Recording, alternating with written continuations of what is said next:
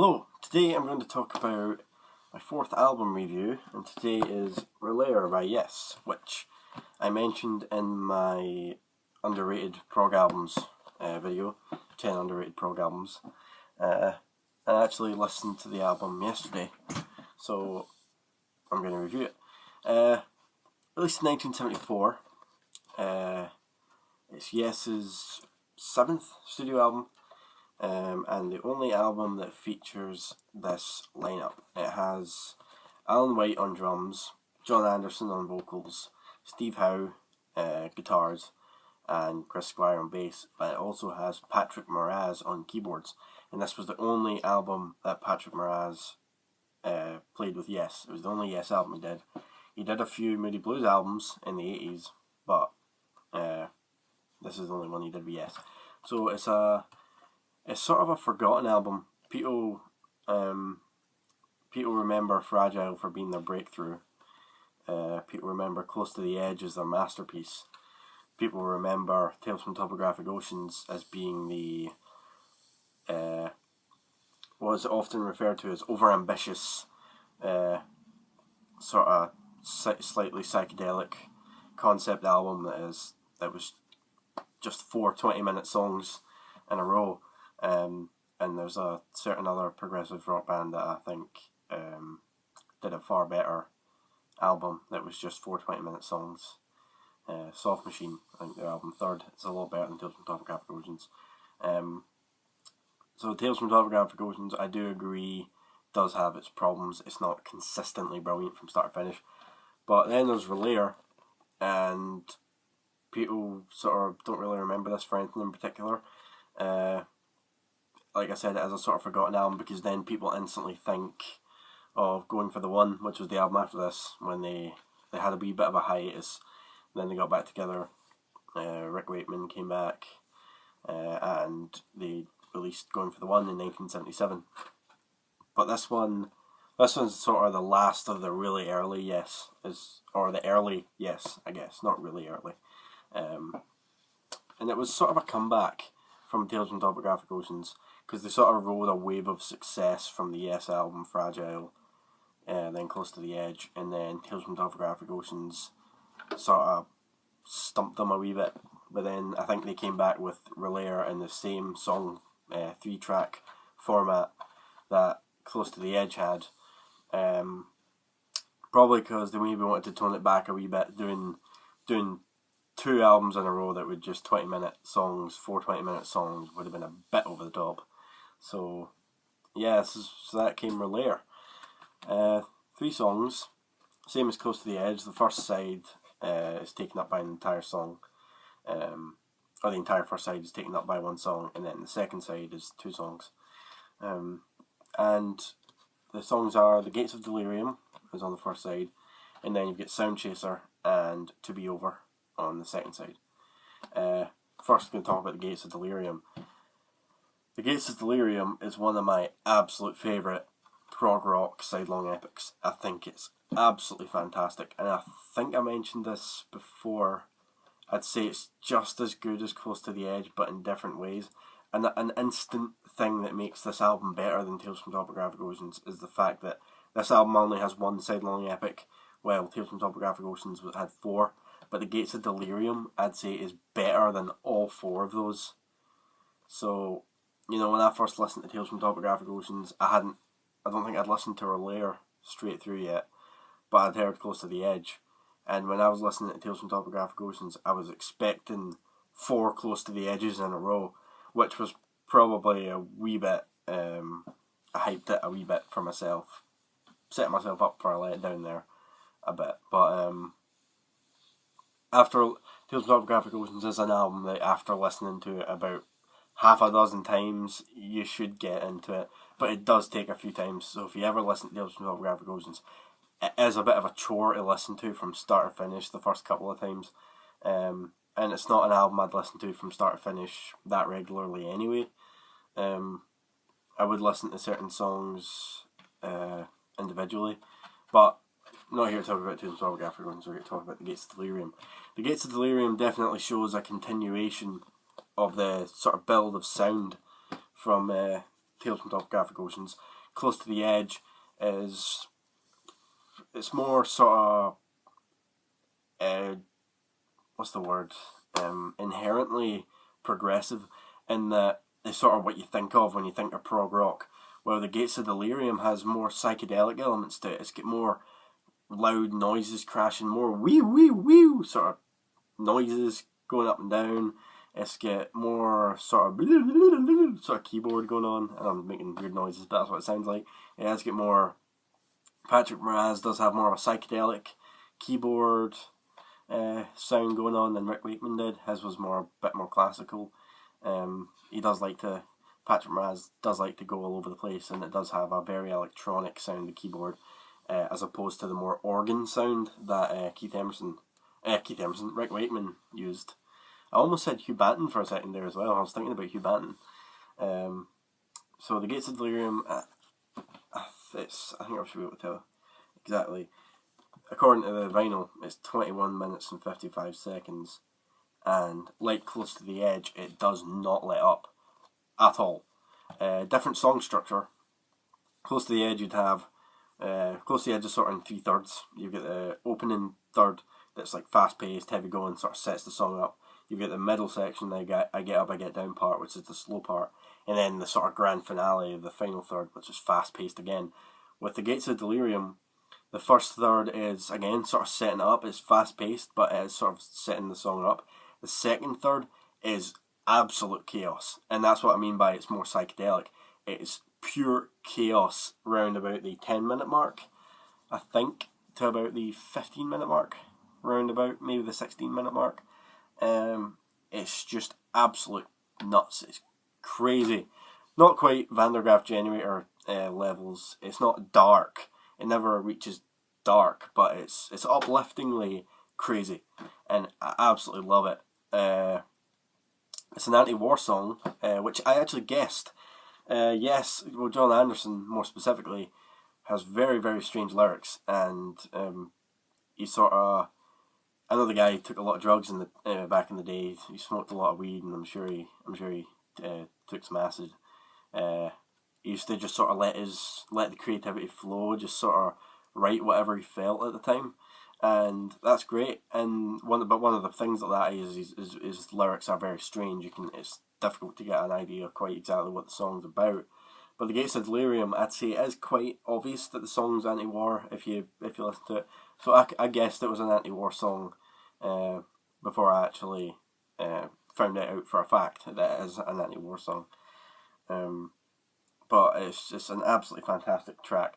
My personal favourite part of the song is just before the soon part, which I forgot to mention. The third third of the song is the slow part. So it ends slowly, unlike Close to the Edge, where you get the middle part, which is slow.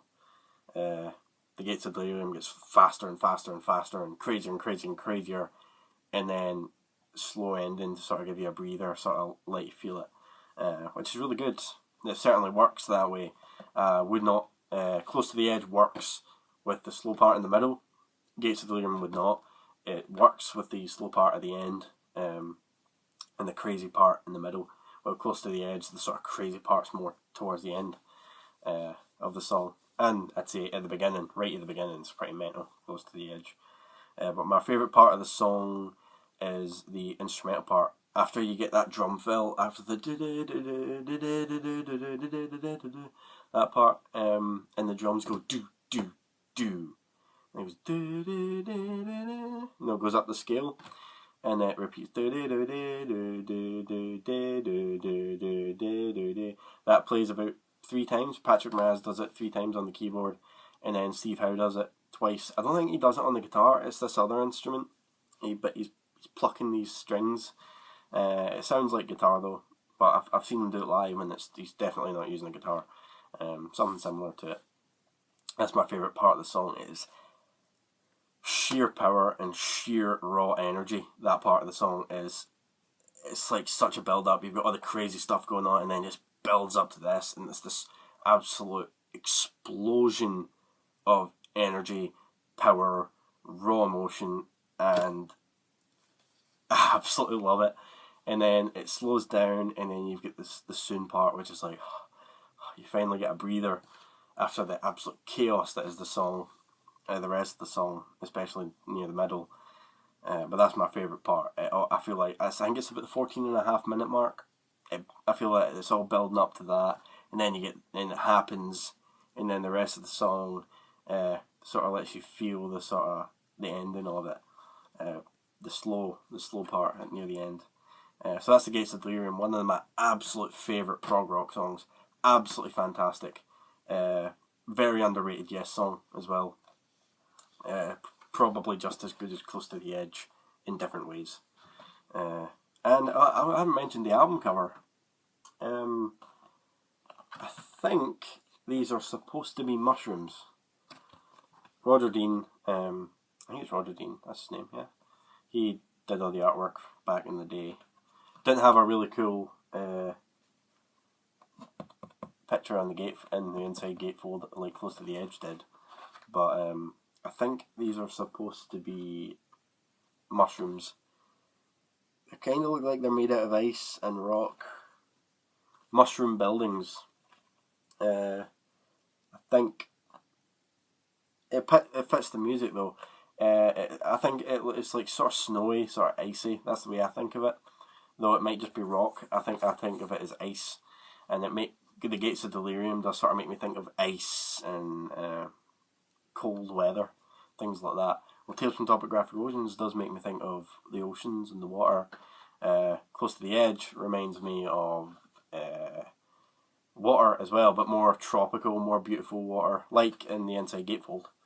I actually wrote a short story in my head. Well, I wrote it down. I might actually share it with you sometime, where you listen to Tales from just the first one. What's the first one called? The Revealing Signs of God. If you listen to the Revealing Signs of God from Tales from Topographic Oceans, then the Gates of Delirium, and then Close to the Edge, those three songs, and I added a sort of story to the three songs. Like a character was going through this thing, he's in the ocean, and then he ends up in this sort of place, and then he ends up in sort of Close to the Edge, and it was all like a philosophical, emotional thing I came up with. I might share it at some point, but if you listen to those three songs in a row, it does have it has a narrative to it if you pretend it has a narrative.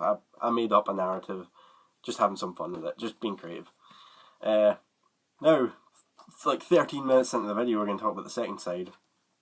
Sound Chaser, second song on the album, 9 minutes and 25 seconds. And again, I think I said this on the other video, it is just pure experimentation. It is 9.5 minutes of music that sounds improvised. It's so experimental, so avant-garde that it sounds like improv, but it's not, obviously. But in a good way, it sounds like improv. It's all these new sounds, all these new techniques. You get time signatures. A lot of it's in 5/8 and 5/4. It changes between those two. My favourite part of the song is about 6 minutes in to the end. I'd say the last 3 minutes or so is the favourite part of the song. Oops, sorry. I just had my dinner like half an hour ago. And like I said, really cool guitar techniques, and I'd personally say Steve Howe sort of carries the song. He's the sort of, I wouldn't say he carries it, but he's a sort of standout musician for this one particular song. A lot of guitar sounds and a lot of new guitar techniques that were really experimental that I really like in the song. Sort of slidey, some slidey stuff going on. Some of it's hard to describe, it's so strange. But it's a really, really good song. You get some chanting going on from John. You've got that sort of psychedelic, sort of funky bit going on that goes do do do do do do do do do do do, with Patrick Moraz's keyboard going that over it. It's really, really good. It's a fantastic song. And I guess in terms of the mood of the song, if you were going to compare it to a song from Close to the Edge, you'd compare it to Siberian Cat True, because that was the fast, upbeat, sort of funky one from that album. I would probably say Siberian Cat True is a better song. It edges it.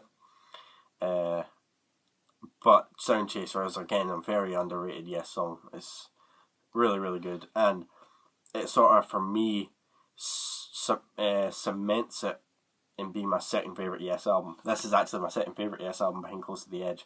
I love this album so much. And The Gates of Delirium is probably most of why I love the album so much. But Sound Chaser cements it. Like, yeah, it's not just the first half that's good. Because sometimes that does happen. No, the first half is fantastic. But actually the second side does have really, really good moments. To Be Over, I'd probably say is the weakest one on the album. And if you were to compare that to a song from Close to the Edge, you'd probably compare it to And You and I, because it's this kind of slow, emotional, sort of sad one. To Be Over, it doesn't quite have that edge that And You and I had. If you listen to And You and I, it has really interesting keyboard parts. It has really interesting acoustic guitar parts. And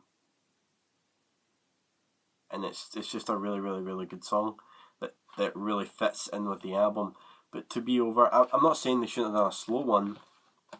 I just thought it could have been a wee bit better.